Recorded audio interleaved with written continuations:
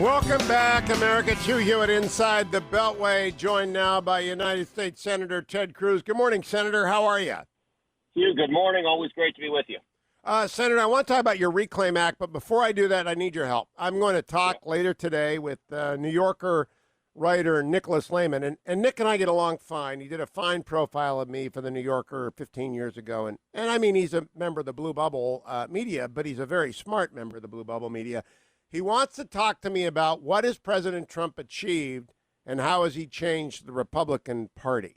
Let me put that question to Ted Cruz, Supreme Court litigator extraordinaire. How do you answer what has President Trump achieved and how has he changed the Republican Party? Well, on the economy, we had an historic tax cut. We've repealed job-killing regulations. And at the start of this year, before a global pandemic that came from China, we had some of the most extraordinary economic results we have seen in generations. We had the lowest unemployment in 50 years. We had the lowest African-American unemployment ever recorded. We had the lowest Hispanic unemployment ever recorded. We had poverty going down. We had food stamps. 7 million people had come off of food stamps, had gotten jobs, and were working. Those are lives transforming. Not only that, in terms of national security, we're in the midst of the biggest military rebuild since Ronald Reagan.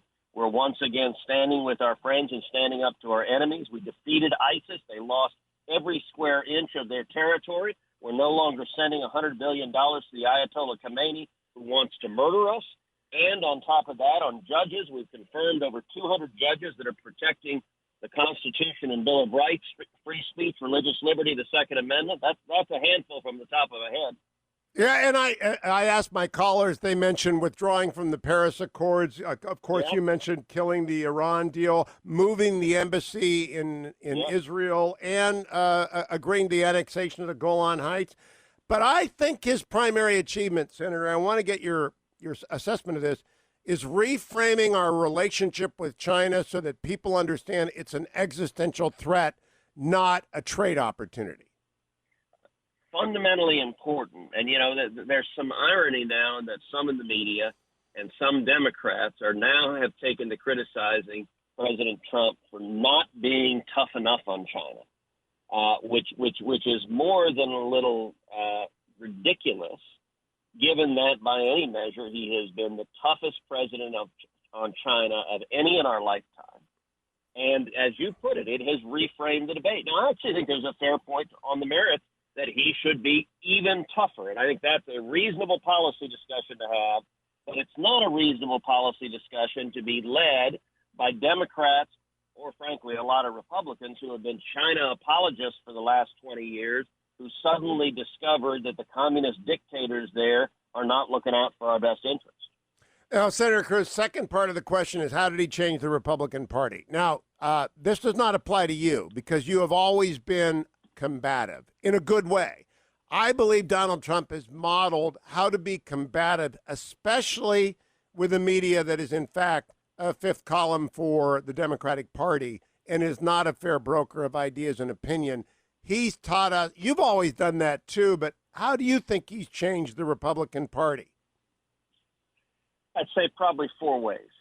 Number one, the most fundamental realignment politically in the United States in the last 10 years has been that Republicans have become the party of working men and women. We're seeing blue-collar workers, we're seeing union workers shifting in large numbers, turning Republicans. That's why Trump was able to win states like Ohio, like Michigan, like Pennsylvania, like Wisconsin. That's why he came within a point of winning Minnesota, because working-class voters who had been for multiple generations Democrats, going back to FDR Democrats, have become Republican, and that's a combination of Republicans actually fighting for jobs and Democrats abandoning their jobs and deciding Democrats made the decision they are the party of coastal environmental billionaires rather than working men and women.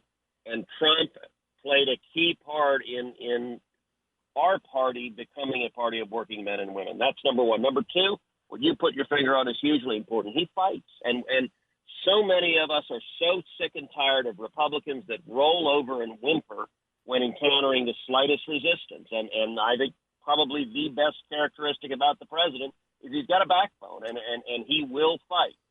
Now, I would say third, I wish his tone and some of the things he said were different.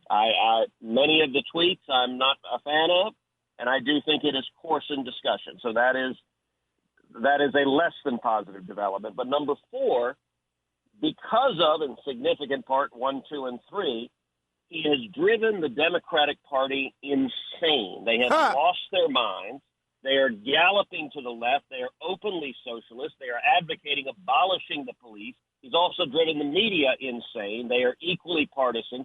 And in terms of how that impacts the Republican Party, that actually has some of us defending things like free enterprise, defending things like the founding principles.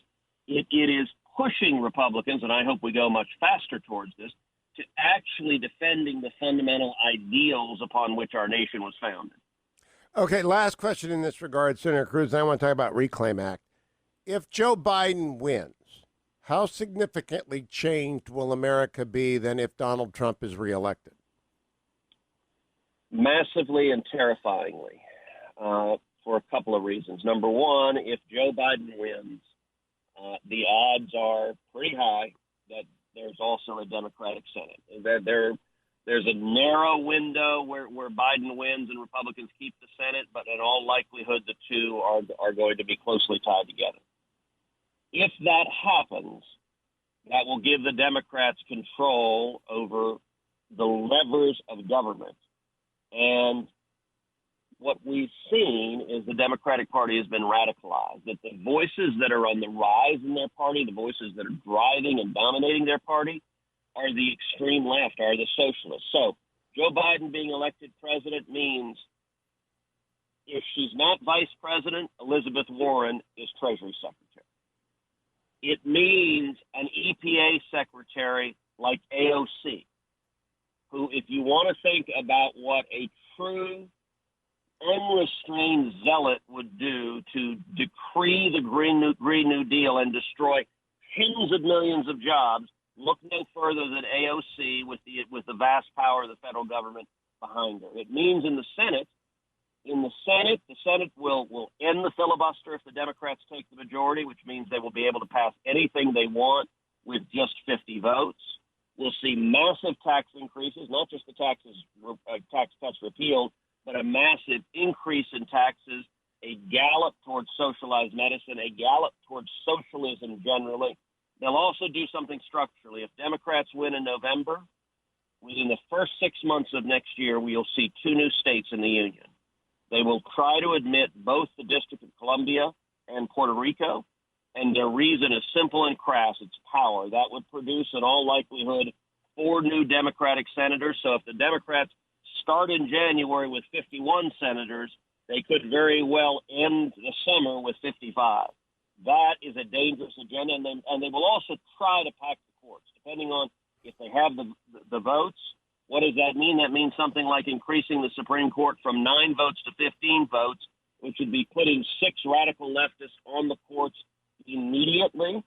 Hugh, as you know, I've got a book coming out in October called One Vote Away, How One Seat Can Change History. And virtually every one of our constitutional liberties that we value and cherish are hanging by a single vote. If they pack the court, those votes will be lost for a generation. I think you have completely and honestly expressed my fear that the filibuster will be repealed and that they will expand the Supreme Court. I believe that will happen, Senator Cruz. Sadly, I do too. And look, every election cycle, people say this is the most important election of our lifetimes, and often they believe it when they're saying it. This is a radicalized moment, and in radicalized moments, there is danger. I believe if Democrats win in November, in just 2 years, they will do more damage to this country than was done during the entire 8 years of Barack Obama. Because there are no moderates left. There are no moderating statesmen. There are no elder statesmen.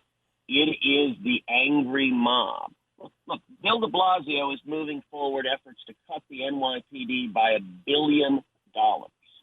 Even a month ago, Hugh, if I'd have come on your show and said the Democrats want to and are going to try to abolish the police, you'd have laughed at me and said, look, that's a little out there. Nobody's going to say anything that crazy. That's where they are right now. And, yep. and it's only going to get worse. It's not getting better. So, Senator, I want to turn to Phase 4 and your Reclaim Act. I want to begin by saying I think the Senate Majority Leader is uniquely gifted, best leader in my lifetime in the House. But I'm deeply disappointed that we have spent $4 trillion or are about to spend another $1 trillion, and less than 1% of that has gone to national security into the Pentagon. I'm astonished by that. Why, in the party of national security, has Phase 4 neglected to repair our defenses that have been in many significant ways compromised by this virus?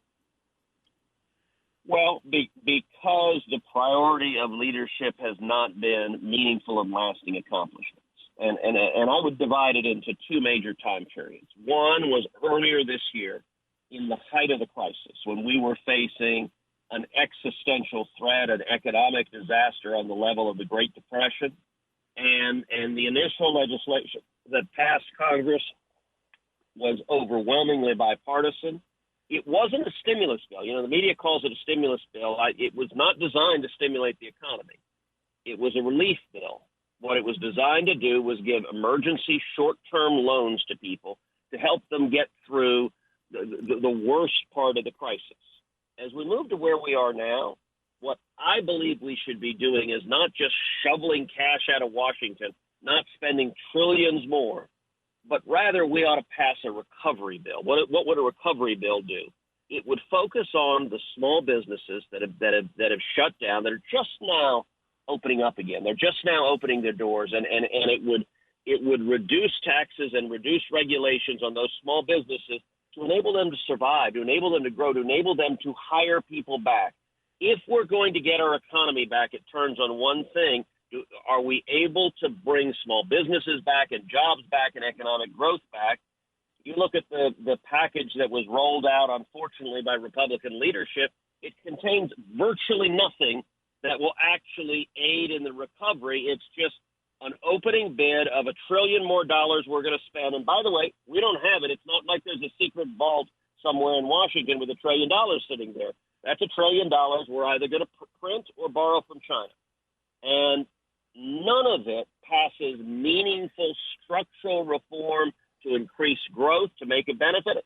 And you could make a real argument, as you did, for investing in national security. As you know, I believe we need to invest substantially more in national security. That would be actually an ongoing long-term structural change, and our leadership, the vision of the leadership, I think, is much smaller than that. So, Senator, does the Reclaim Act stand as an opposing bill to Phase 4 that Leader McConnell is putting in, or as an amendment to it? So it does not, and they're doing different subjects. So I'm actually working on a legislative package that I hope to roll out this week that lays out what a recovery bill would look like, so that focuses on the economic policies and how we can restart our economy, in particular because the Democrats' number one political objective is to keep the economy shut down because they want us to get to November with tens of millions of people out of work and sitting at home and broke and pissed off, because that's how Democrats win in November. That's why you're in California, Hugh. That's why your governor has shut the state down. Because actually, I've fled to Virginia. It's a disaster in California. I'm a Virginian now. I didn't realize you had escaped. Well, welcome back. Yeah. So let me close by asking, will you stand up this week and just beg for money for the Navy? China is our existential threat, and we need ships. We need quantum computing. We need artificial intelligence. We need to secure this country, and if we spend $4 trillion and less than 1% of it is on defense, we're not serious. There is no doubt we need to continue to have major investments in military and defense. You're right on the Navy that we need serious investment. We're falling behind in cyber. We're falling behind in space. It is dangerous, and we need to seriously invest. Senator Ted Cruz, always a pleasure to speak with you. Thank you, Senator. I'll look for that Recovery Act. I look forward to having you back soon. Thank you, my friend. God bless.